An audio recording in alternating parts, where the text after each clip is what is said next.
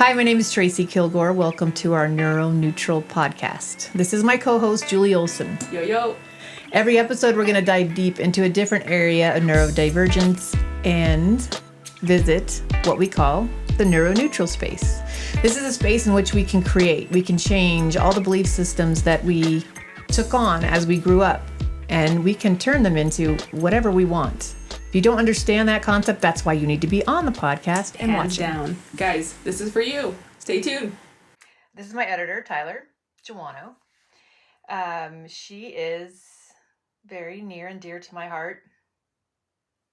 She's my daughter. So we're going to talk a little bit about our journey with ADHD. So as you all know, I was diagnosed at 3. Didn't really know until in my later 20s. I believe Tyler also is a ADHD neurodivergent individual. Never knew it. In retrospect, I can see a lot of things that actually make sense now. But because I was learning my own brain, I wasn't able to see it in her. Therefore, I was not able to give her the support that she really needed at the time. And she just always showed up as this little angel baby. And so it was very hard for me to see the things she was struggling with. Some things I did, like her ability to articulate feelings was something I did notice. She had a very hard time sharing. So I started trying to figure out different ways to get her to connect her feelings with something that I could understand too. Like my favorite one is the Justin Timberlake without his voice. That's how she feels sometimes. Or like pizza without the sauce, which is, kind of important. And the sauce is my favorite part, so that means a lot coming. Yeah, so she always just felt like there was something missing, for her. In expression, and being validated now that I can see in retrospect. Mm-hmm. But at the time, I didn't know. And behaviors would come out, like my first separation and marriage really was the biggest presentation of something she was struggling with terribly, which was probably abandonment and things like that. But she started hitting herself, and this was in Christy Cantu's class. I think it was 2nd or 3rd grade. No, she was my 4th through 6th grade teacher. Okay, so that's where it was probably 4th grade then. I really started noticing things, and she was having anxiety, which I didn't know either. Thought she was having a heart attack at that young 8-year-old or 9-year-old age. Mm-hmm. Was it 8 or 9? Mm-hmm, I think so. And then back to visit. Yes. Okay. Yeah, you're right. So a lot of things going on in her world, her life, but I would like to let Tyler introduce herself, tell you a little bit about who she is today, what her experience in life presently is, and there's a lot to unravel there. So we're going to start with present day right now. So, well, right now we're in southern Washington, right outside of Vancouver, Washington. Which is where I live, in a small rural town. I just am completing massage therapy school this week, and will be starting my own practice with my partner, and the ultimate goal is to create a healing and retreat center, hopefully in the desert, hopefully in Arizona, and the possibilities there are rather open, but that's the foundational idea we have, and we would like to we are going to build cob structures for that space. So you must define what that is, because most of our listeners are not going to understand what you're speaking of. It's a natural building technique. So super adobe is what we'll be doing, but you utilize straw, clay, sometimes sand and water, and you mix that all with your feet, and you... I guess that's like the plaster. I skipped the part you fill sandbags. Super adobe is you fill these bags with earth and you tamp them down and create these structures. They look kind of like beehives, and then you cover them with that that mixture that I was talking about, and then you can plaster them, and they're going to be really beautiful, and we're going to have our hands on every single area of our space, our home, and our healing center. And we'll have family and friends come out to help us and teach them. And I'm really excited for that experience. I want to experience that. Yeah, absolutely. So I started asking questions about this the first time you showed me a structure like this out here in Washington. So for our listeners as well, these will last. Yeah, so they're earthquake resistant because of the...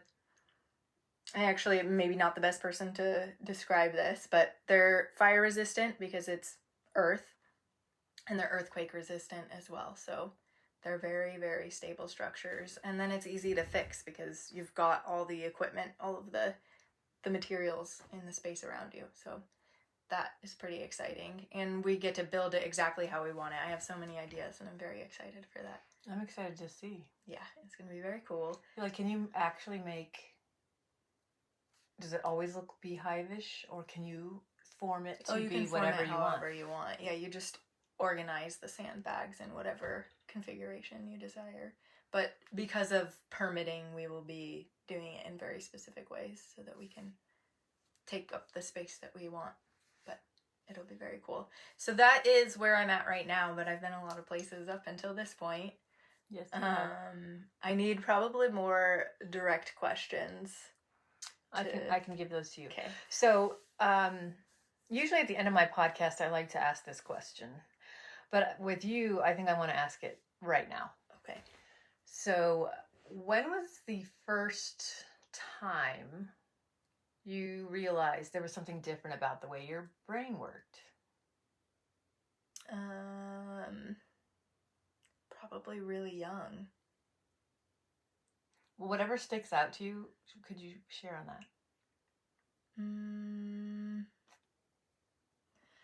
that? I don't know that anything like specifically sticks out. Like the way a teacher treated you, the way but I didn't like make that connection, I guess. In retrospect, it was probably the same teacher that you were talking about with the Christy. Yeah, the anxiety attack.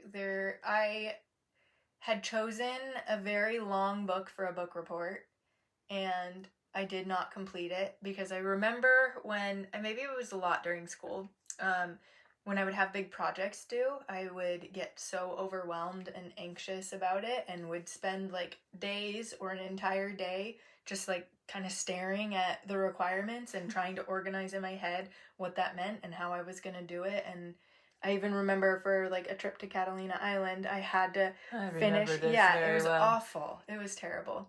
I remember just sitting at the computer being like I'm never going to finish this. Just like the anxiety would build and it would completely distract me from what needed to be done. Plus we had dial-up.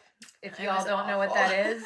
Oh, you think the internet's slow today? You have no idea. Yeah, it was brutal. I guess it was like with school projects and just having such a hard... I was a great student, but it was not a great experience for me. I was exhausting myself. I was so anxious all the time, so nervous about not meeting expectations. Yeah, I had like the good girl paradigm that I was always trying to fulfill. Why do you suppose that is?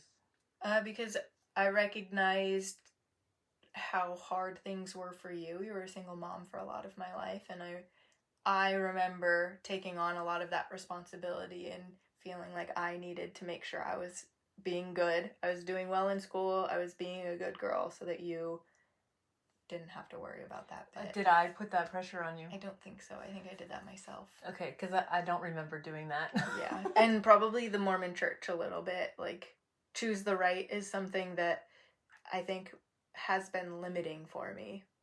Okay, that's fair. I've recently been having this conversation within myself about how limiting that has been. Well, because choose the right. Then I would be paralyzed about making a choice. Be like, is this the right choice? Am I a good person if I make this choice? Am I not a good person if I make this other choice?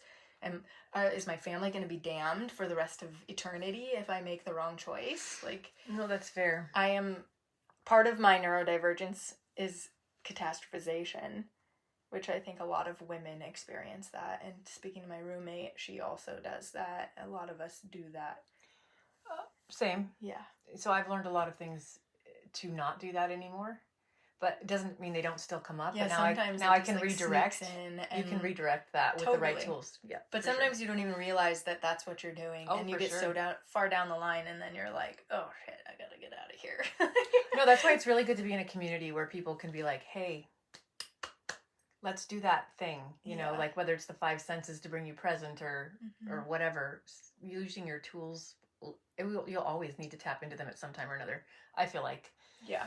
I'm working on being more present with that, and I'm so grateful for my therapist who is equipping me with these tools, because I've been to so many different therapies, and I've explicitly asked therapists, like, I need tools, and have not received them. And this one, I go to a somatic therapist, and it has been pivotal for my healing.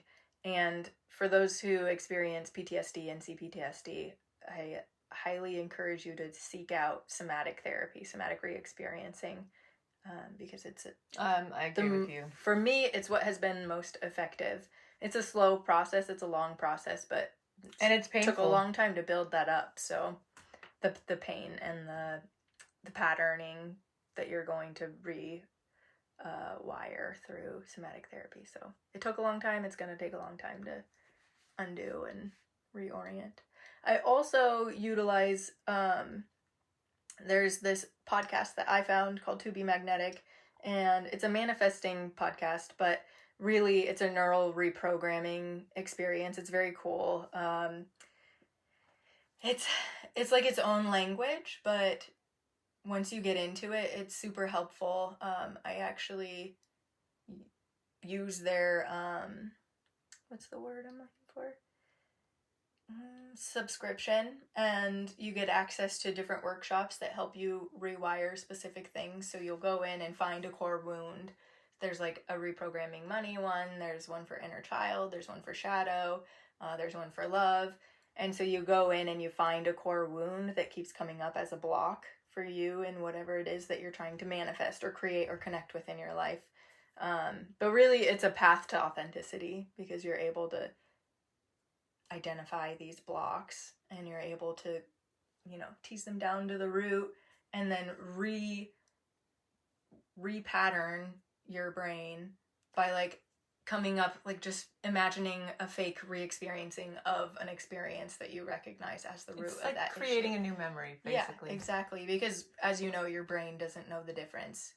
Well, no, I think actually a lot of our listeners do not know that. These points. So I think these are important ideas to bring up, because when you realize you can actually shift and change things through this kind of practice, you got to explain all that, because oh gosh, which part specific? Well, so I think that Julie recently on an episode was communicating to a degree about this, that you have experiences, and especially traumatic experiences, create these neural pathways of protection for you. So that's what the fight or flight, we call that the reptilian brain. Yes. Yeah, that's what that response is. It's from, so like complex PTSD is created from, something happening over and over. And it's a deep neural pathway that is ingrained in your brain and results in your body and brain responding in a specific way to specific triggers or experiences. So like for me, abandonment is a really big one. And my partner travels a lot. And in our relationship experience, we've been working really hard to move through it. I've been working really hard to move through it, and he's been working really hard to support me without involving himself too much. So like when the time is approaching for him to leave, I will start to experience things in my body, and I will either shut him out, I will isolate, I will start to remove myself, I won't communicate with people outside of me, I will just start to shut down. And so that's one of my patterns that I am working on rewiring. I know I'm supposed to be explaining like the whole To Be Magnetic thing, or like... No, you're supposed to explain whatever comes up, because in this room, which is not our normal room, we just go with whatever is flowing. Great. Yeah. Well, that's what I got for that. So you can dig yourself out of these ditches that have been created as a protection, and awareness is the first step, and then like teasing it back to its origin is the next step, and then finding ways to comfort yourself and reparent yourself, which is a lot of the work with To Be Magnetic and somatic therapy.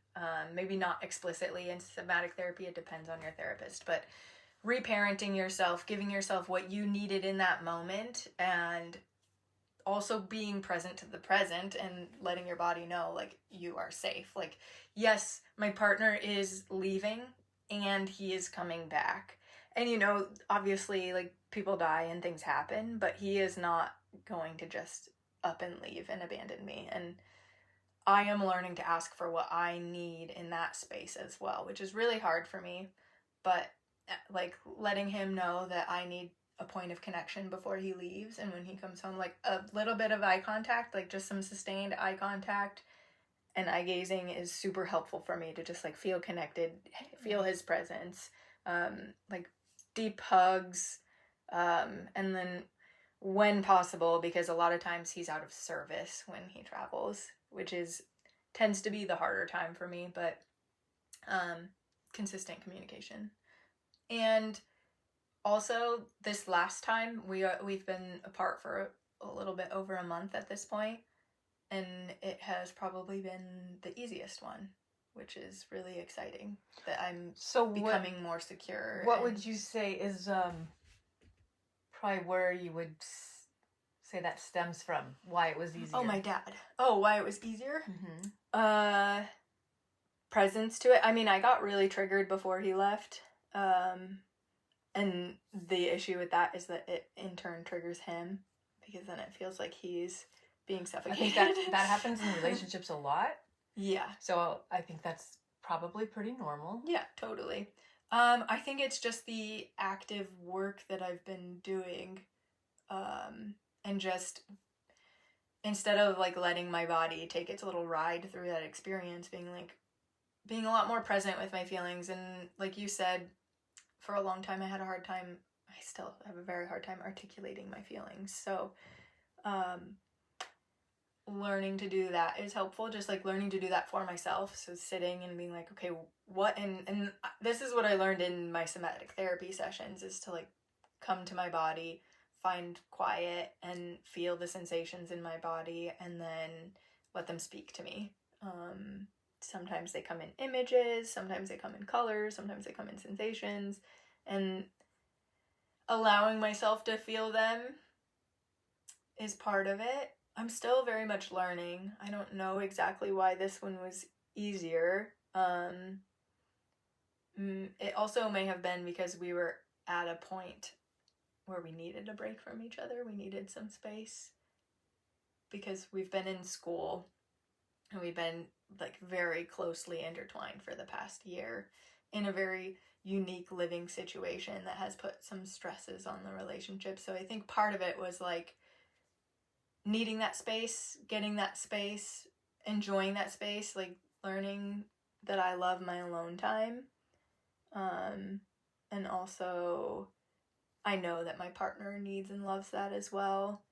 And I think him being gone for a period of time and me just feeling good about it, like, being with the distance and still feeling deeply connected to him, has been helpful. I think that's probably huge, is that feeling of still feeling deeply connected. Yeah. Because that's the part we're afraid of, is not being connected. Yeah. And I've been married 20 years, so I know that space is not something. It scares me when we get into that space, because it does happen. Yeah. And I don't like it, because then I feel like that's where the separation can become permanent if you don't pay attention. Yeah. And that's my opinion. I think that is probably true for many, but I can only speak. What do you do to repair that distance?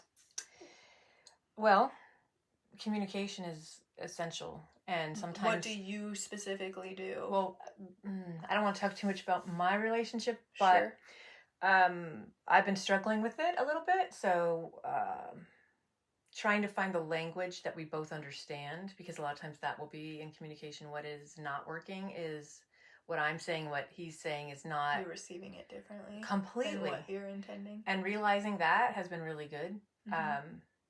So that means you have to talk even though you don't want to talk. Yeah. And that part is really hard, especially for people that aren't talkers. I'm a talker. My husband he's a talker, but not about his feelings. So that part, that space is, like, a really difficult area to get into. So Yeah. I always talk about the 3 C's in relationship: communication, connection, and commitment. And communication and connection can wobble, but commitment cannot. The minute that wobbles, you better grab the reins, because you're looking for separation if you don't.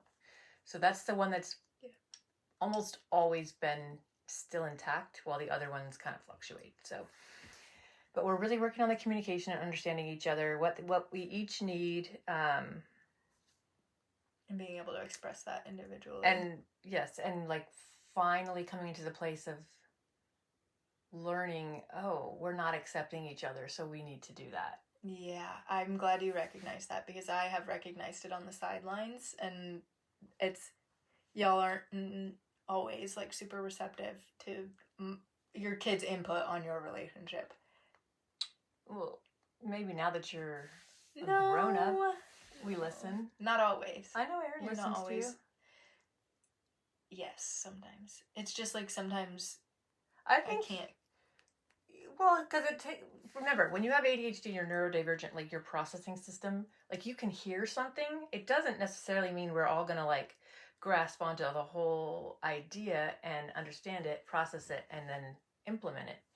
Sometimes it takes me months, Yeah, me too. even years, and all of a sudden I'll just be like, I totally I get feel it now. Yep. Yeah. But it took me that long to really integrate it into me. Yeah, So I get it. being patient, Same. being kind to yourself is something I am practicing. I'm not always great at it, but that's what we all need to do, is allow that it might take longer than you thought. Yeah. Need more attention than you thought. Time is a construct anyway, so. Oh, so it is. Yeah, because I know how to stop time. How do you stop time? Go into nature. Get lost. Hyperfocus. Yeah. Yeah. It's still occurring for everybody else, just not for us. Yeah. I do believe that. And hyperfocus is the happy place for an ADHD Or person. flow. Well, or for anyone. But hyperfocus is flow. Yeah, I know. That's what I'm saying. Yep. I got my things too. Painting, sometimes beadwork, creating, gardening. There's lots of things. And I just try to fill more and more of my time with those things. It's good. Yeah. It's good to have balance like that. I'm learning to hunt this year, and I imagine that space will be very much the same. Because you're pretty much just immersing yourself in nature and becoming hyper present to the sounds, the sights, even like the flavors in the air, you know? You have to be. Yeah, it's something I've never even aware. considered wanting to do. I'm very excited. I Not for the sake of killing, for the sake of the experience. No, I get it. And the presence and the connection with my food. Like that's something I'm super passionate about, and so is my partner. Is the disconnect that we have from our food is one of our greatest illnesses, and I think causes so many of our issues. I agree. Not just because of the nutritional value of our food, but that is an extreme factor, but the emotional and spiritual value as well. Like, I don't eat farm raised meat because I don't want to contribute to that. I don't want to eat the stress that animal has experienced in its death. It's all a lot for me. I was vegetarian for 11 years, and then I met my partner, and he shares this belief system with me, and he is going to teach me to hunt this year so that I can have that sovereignty, which I hope that more people can shift to as well, because that's a possibility, but that's a tall order for mainstream sure. America. I know, because most kids don't even understand until they're old, or that package of that pink stuff that you bought at the store and then cooked for dinner was a freaking chicken. Yeah. Yeah, for sure. Yeah. So, well, okay, good stuff. So maybe as far as, I guess I could go with my own kind of thought processes on what I saw, but I'd rather be asking you questions. So, in school, you did not present as someone with ADHD because you were so attuned to getting the good grades, and you definitely didn't get that from me. Like, I literally checked out of school because I also love learning. I do. I do too, if it's what I want to learn. Yeah, that's fair. So when you put a subject like math in front of my face, that seems I needed to make it make sense. And back when I grew up, it was like, no, it's just how it is, which is not true. There actually are reasons why math goes the way it goes, why something A plus B equals C. That, like, there are reasons, but they didn't know that for whatever reason. I don't know, because now they teach math in like 10 different ways. Yeah, I know. And you get to understand, and things do make sense. So I literally just was like, okay, I'm just gonna quit here. Yeah. I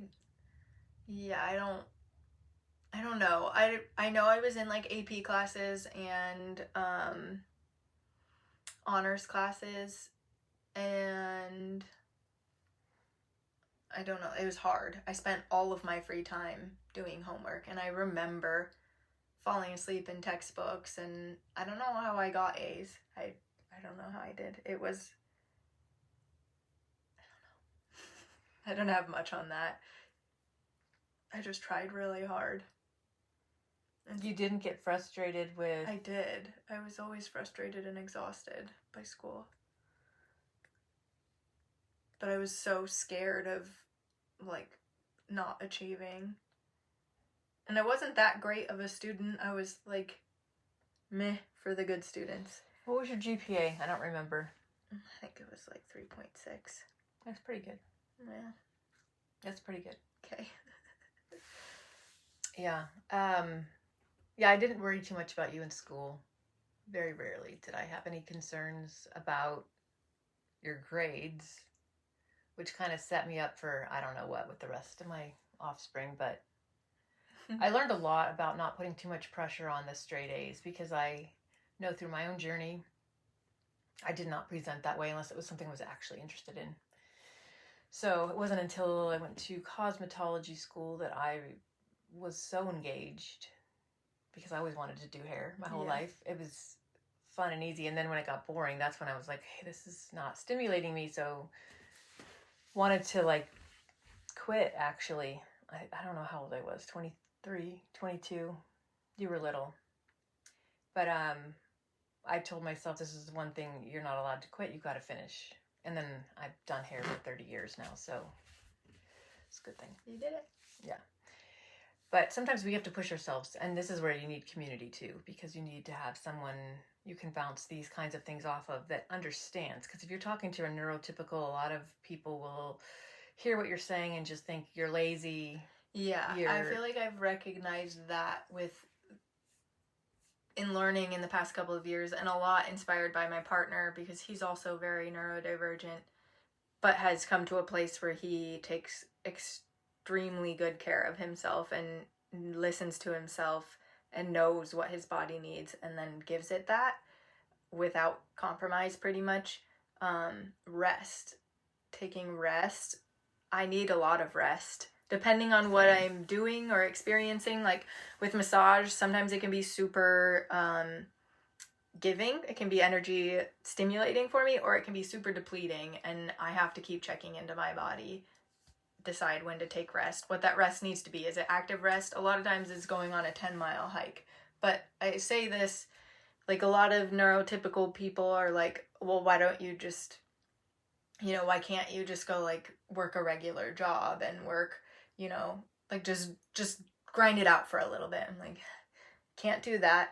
Literally cannot do that. Like, I will go into a mental spiral and have a collapse. Like, it just isn't. You could option. do it if you had to, but you're right. It would cause that. It's the same for me. And it's unhealthy for me. I don't fit into regular society. I'm also, like, morally opposed to most of it, and that is something in my neurodivergence that I think is a superpower, but it also makes it difficult to navigate this world, because I will not just go work at that giant company because I think that they're terrible and they're putting terrible things into this world, and my hands are not going to contribute to that.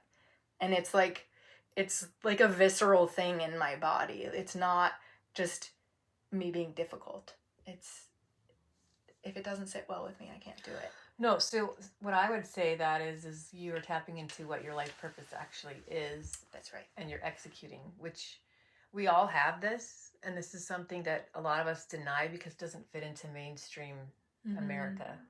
So I know, being a mom so young, I tended to just try and fill the space of a place to make money so that my kids could eat, I could pay rent, I could pay mortgage, whatever.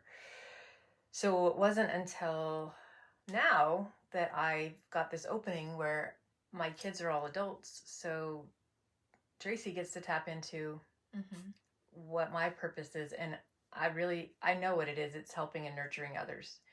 And then there are different ways I can do that. So I've chosen this world, which is probably my favorite, which is educating and still learning myself, like what it is to be ADHD, neurodivergent in this world. And how can you be the most powerful you? How can you be the most capable in creating change and whatever it is that you personally need? I think if we all tapped into that, we would all be doing very different things and creating this awesome community of people who are doing things that they actually came here to do. And we all have different belief systems, so I don't know what yours are. I don't think it matters. I think we all have whatever belief system that we're creating for ourselves to show up as the best person we can. That's a personal choice. I don't get to decide it for you. You don't get to decide it for me. And when we start doing that for other people, that's where acceptance is completely, it's not existing. And that's where a community works, is through accepting of others right where they are. Does that mean they fit into your world perfectly? A lot of times, no. But that's okay. Yeah, that's just an evaluation. The world is supposed to be all sorts of people, all sorts of thought processes, all sorts of being and showing up however you like. I do my hair a certain way, I dress a certain way, and that speaks to me. Does that mean to be acceptable in my world you have to look and dress like me? No, please be yourself. That's the best space you can jump into. And it's really hard because a lot of people will judge you. It's not your right person. It's not your right people. If people are judging you for what it is that you're doing, then you know that it's just not meant for you, and you move on. And people call it, find your tribe, whatever you want to call it. It's that community of people who are going to let you grow and expand at the level and pace that you're at. And you have to constantly be reevaluating that for yourself, though, too. I think that is very wise. Yes. That's how I've ended up here. That's how I've lived 6 different lives at the age of 32. Oh. Yeah, I probably got Sometimes you beat I on that, reach yes. Points of stagnation. I don't know. My lives have been really different. You know what I'm saying? We'll have to sit down and actually pound this out. Because I'm not sure if I know I've shared little tidbits throughout life, but this is something I really do need to get down on paper to share, because I feel like there's so much that I think back and I'm like, wait, that was me? That just seems weird and crazy and were insane. Mormon. You're like a little add that Mormon to the lady. Yeah, it's bizarre. Yeah. Most people are really surprised when I share that. I'm like, I was raised Mormon. And they're like, you? Or I was in the army. And they're like, you? I'm like, yes. It was a choice I made at some point. Yep. Yeah, me too. I was looking for structure. I was looking for rules. Community. Because I didn't have that pretty much ever. Even though I went to Catholic school, maybe I just resisted it because it wasn't right for me. I don't know. But I definitely didn't. I think a big part of you leaning into the church was the community that you found there too. Because they were good people. No, for sure. It was that. Karen and Seth are still some of my most cherished humans in my life. And as I've said, I've lived many lives and connected with lots of different people. And they are 2 people that I genuinely care about and recognize how much they contributed to my flourishing into my authentic self. Karen nurtured the feral little tomboy in me, allowing me to run around without my shirt on and just be one of the boys and be a little menace and be outside and be dirty and whatever, just like really nurtured that in me. And I'm forever grateful for that, because that's who I am. And I stepped away from it when we moved to Anthem, that wanting to fit in, wanting to be accepted, moving to this new space, and recognizing that's one time when I really recognized, like, I am different. Like, these people are all kind of the same, and I am not like any of them. So I shifted really vastly, really quickly, the way I dressed, the way I did my hair, like how feminine presenting I was, because I wasn't that way before I moved there. And then I started like straightening my hair and dressing in like Abercrombie or American Eagle or like whatever it was. I lost my train of thought. Just talking about the differences.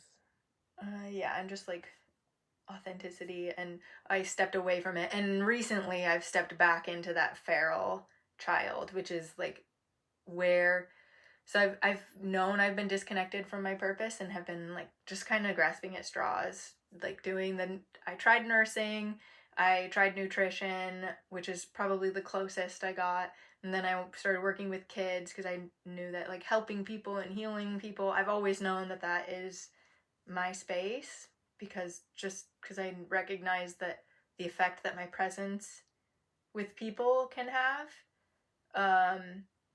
So I got separated from my path for a long time because I was shifting and trying to fit myself into that box where I could be accepted by those people whom I don't even care if I'm accepted by, now that I, recognize. But now I am being reconnected to it, and I am recognizing like the pieces are falling into place as far as my path goes. Like, I have more and more experiences of feeling fully supported by the universe, and hearing and seeing it in signs or whatever you want to call it, just like the way that people see me in my purpose and then encourage that has been, like when you see angel numbers and stuff like that, it just gives you that feeling of, I don't know if you do that when you see angel numbers.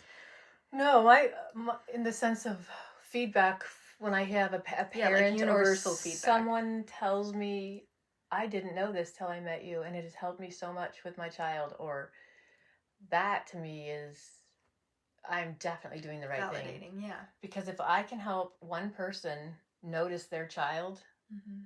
while they still have a lot of influence, oh my gosh, that's a little piece of heaven for me. Because I know my parents loved me so much, but they also had zero idea on how to parent a kid like me. Yeah. Therefore, I had to figure a lot of things out on my own, and wouldn't listen to them anyway, because there was not, I don't know, there just was no structure. You probably had demand avoidance as well. Yeah, well, I think it was probably called oppositional defiant disorder. That's the one I was trying to think of. But I definitely, when I was told, no, you can't, I was like, I don't think so. And I would just do it anyway.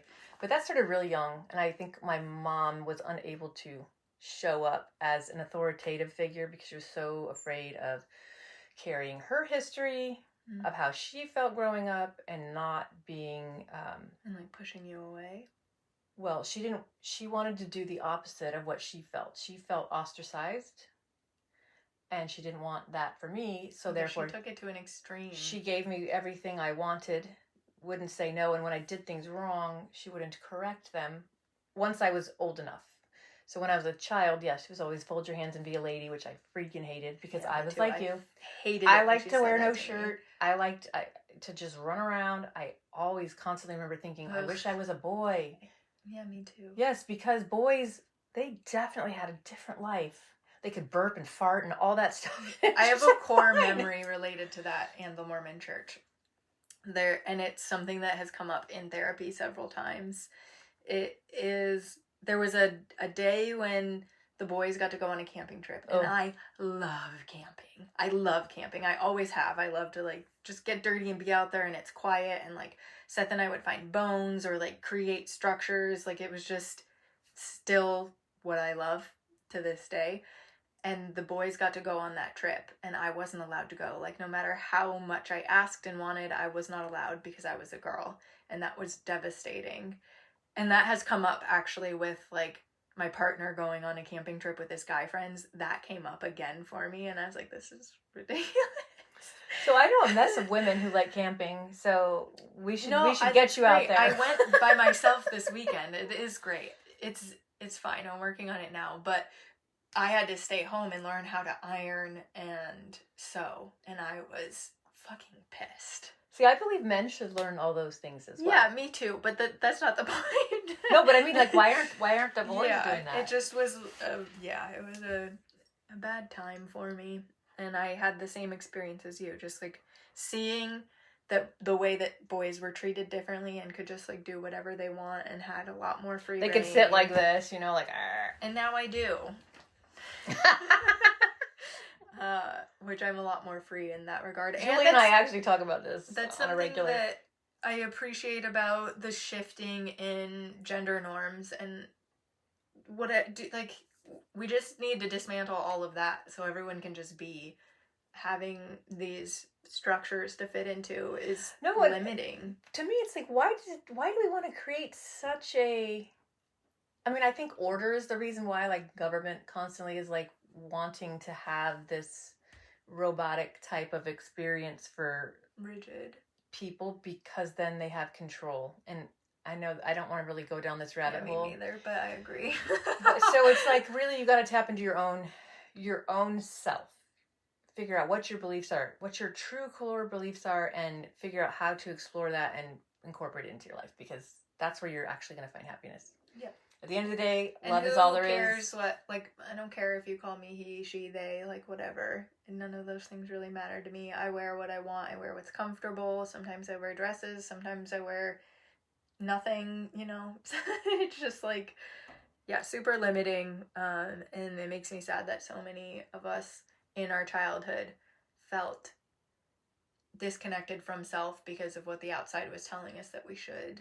That, like, you can't wear sparkles because you're a boy, or you can't wear those high heels because you're a boy, or you shouldn't be playing with cars because you're a girl. I mean, those are, like, very oversimplified versions, but no, but I get it does a lot to your psyche and limits you expressing authentically, and that is the most important thing, is for us to express authentically so that we can call in, you know, what you were just talking about, our authentic path. And it would be pretty cool if more of us were living on that authentic path. I can't even imagine what our society could look like. I don't even like the word society. I don't like society. I want to live in the woods. But you know what I'm saying. What the world could look like if everyone was just allowed to exist accepting. That means you have to accept others the way they are, instead of being upset that they're not doing it the way you want them to. Like, do you want people... That's been huge in my relationships. All you have to do is flip it the other way, though. Do you want someone telling you, no, you can't, you shouldn't, don't... No, none of us want that. We want to be able to express who we are, what we feel, but we have been taught for so long to shove it all down and show up a certain way that most of us are so out of touch with what even is that. Mm-hmm. Yeah, a lot of us are changing ourselves to meet other people's expectations and don't even know who we are ourselves because we're so far from it. And I'm thinking of specific people that we know, for sure. Yeah, and it's hard. It's hard, especially once you start elevating. And I don't mean like better than. I just mean like vibrationally elevating. Like, and I vacillate. Like, I do this. Like, I drop way down and I'll come up and I'll... But when I'm in those places where I have more clarity and I'm calm and I'm neutral, and then I can see better. And it's sad because there's so many people that are just struggling because they can't be who they really are.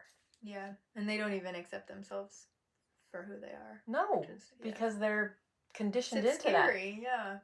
Yeah. It is scary in the society we live in. I mean, politically, it gets really scary when they're saying that you can't be who you are.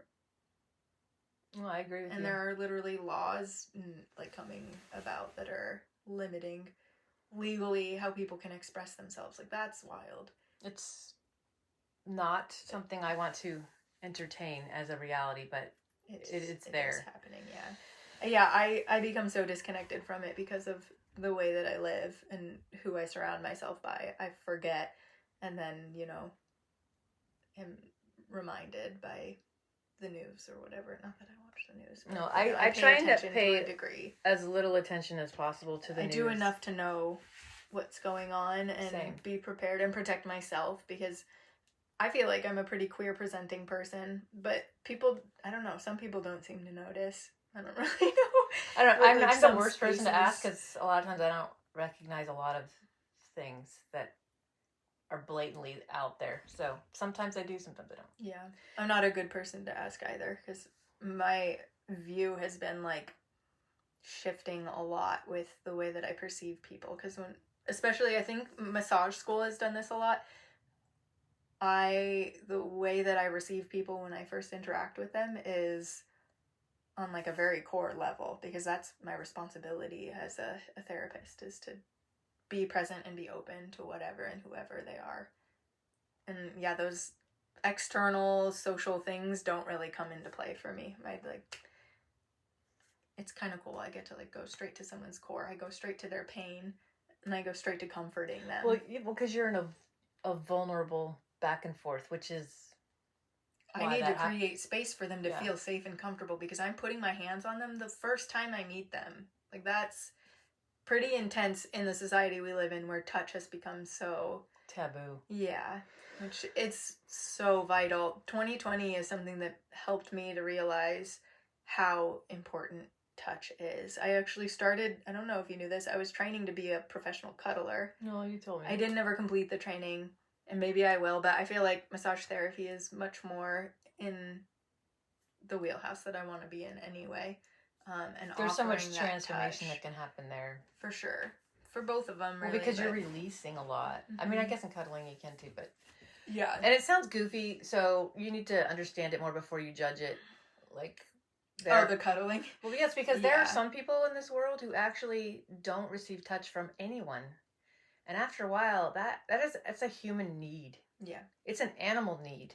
Like, all mammals need it. Probably. I mean, I personally regulate my nervous system through touch when my partner is around, or my roommate even. Like, sometimes I'll just ask her for a hug if I just need grounding and, like, deep connection. Or I've started to do it to myself and just, like... I do that too. Really I'll just, like, touch my skin because... you need it. Sometimes, well, for me, it's like a way to put myself back into my body. Sometimes I'll get really cerebral and be in outer space and, be on one of my vortexes, spirals. Well, you can do tapping for that too. Tapping too, totally. Very good. If you don't know what EFT tapping is, you should read about it. Hopefully I'll have someone on to talk about that a little bit too, because I use that for part of my healing, and it was a very good tool. They use it as bilateral stimulation in the...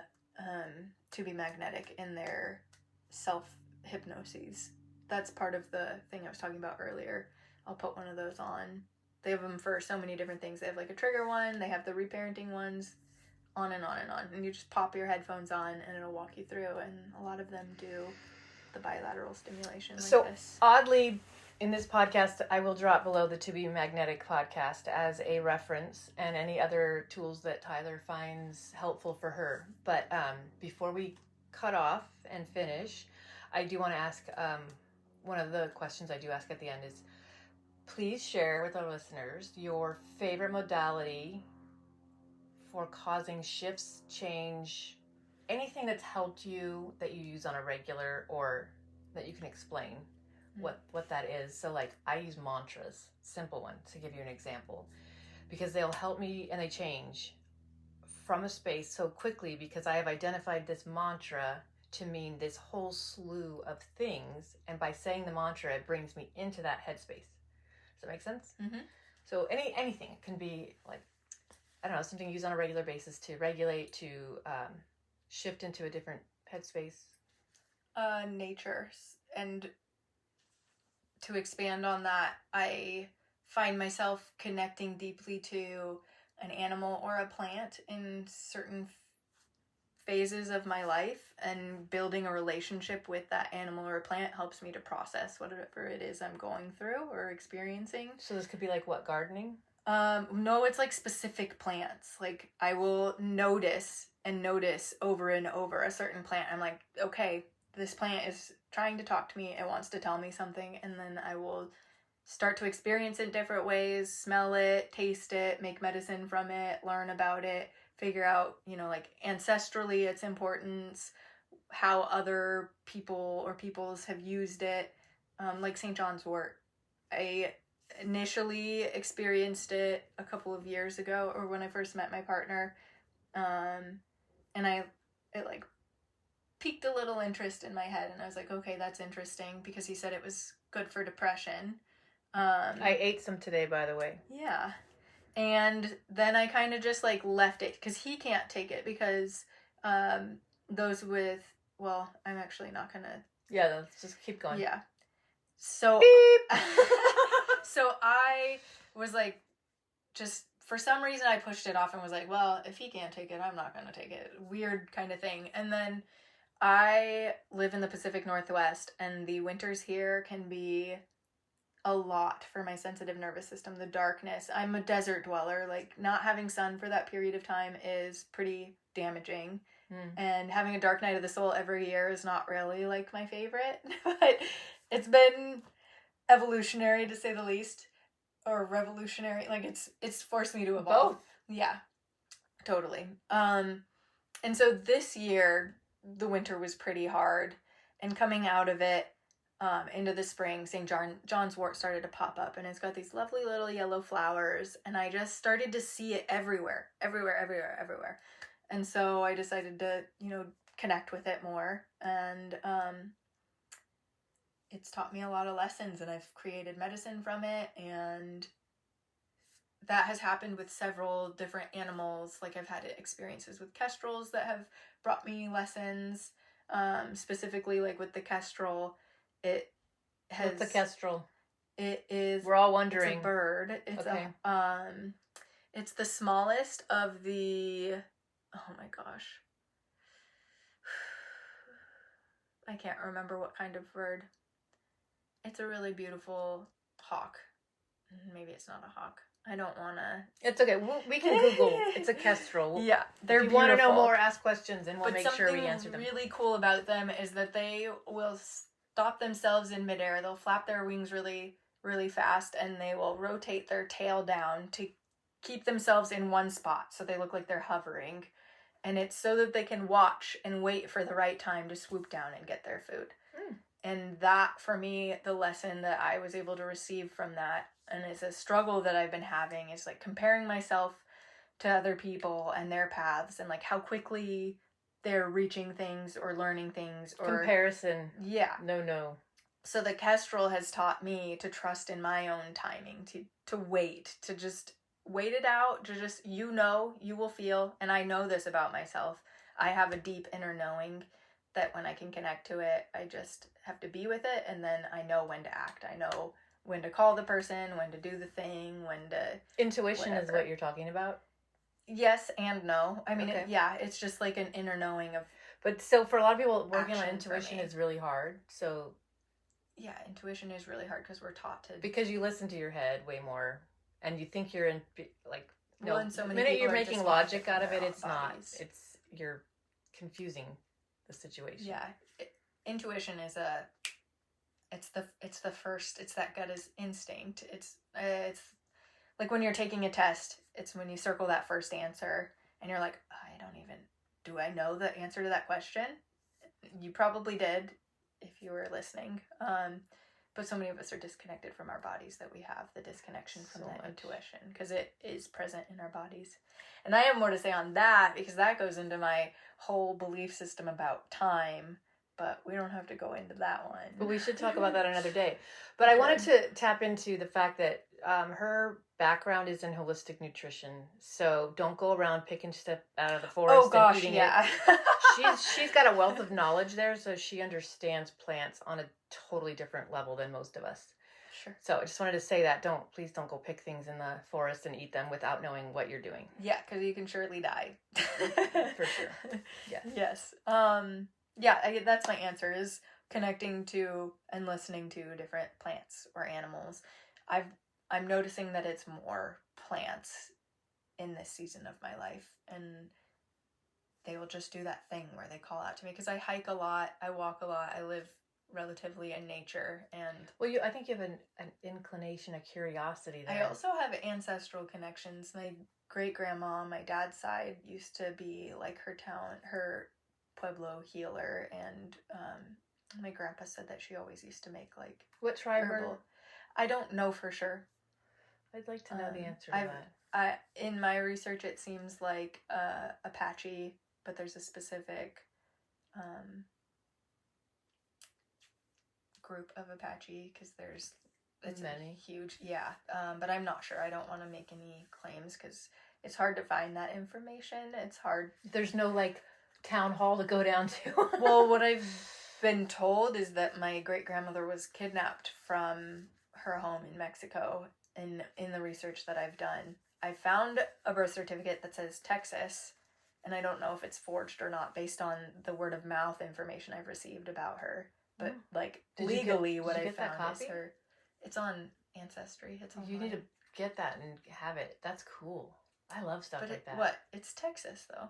It doesn't matter. It's hers. Oh, and maybe it's not real, like but it's part of her journey, whether it's fictitious or not. Sure.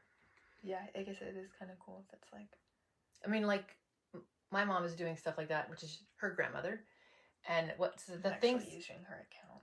The things that she's come up with our ancestors, like my grandfather, no, my great grandfather, which is your great great grandfather, used to be working on the railroads and was decapitated during an explosion. I thought that was her uncle, Daniel Boyle. Oh, yeah, I did. So that was Pappy's father. Yeah. Yeah. Anyway, that was out here in Oregon, wasn't it? I'm fascinated by that. I think so. There's a lot of family roots yeah, on here. my dad's side too. It's really weird. It is weird. Okay, so long story short, I met her father. We did not really have much of a relationship. I think I liked him a lot more than he liked me. Anyway, got pregnant with her. Kept her. He wasn't involved until, you can say. Really? I don't know. Now. Till now. Anyway. Off and on. So now she's learning a lot more about her family history, but it's weird, the connections. And with the whole airplane thingy, we should talk about this more. That's actually not true. Oh. I'm not related to the Wright brothers. But we are related to Amelia Earhart. On my mom's side, right? Yeah. Yeah. Okay. All right, well. Just learned something new. So anyway, we're going to wrap this up right now. Thank you so much for joining us. And Tyler, thank you for being my editor, first of all, because she's the one who's like helping me structure this podcast so that I can bring more and more information to y'all. And I'm hoping to have you and Bri on at some point. That's my partner. Yes. I never said his name. It's okay. Podcast. And if anything sounded foreign or crazy to you, ask questions, because sometimes we bring up content that doesn't make a lot of sense. It's just something new that you don't know. But the more you know, the more you learn, the more you can do for yourself and provide all sorts of avenues to open up and express yourself. So that's what this is. It's a neutral space. It's a space to create. And I really, really love bringing on all different mindsets. And I learn a lot from this girl. I learn a lot from my kids in general. They're all so different, and they all have different mindsets, and they all have a little ADHD, I'm pretty sure. Thanks.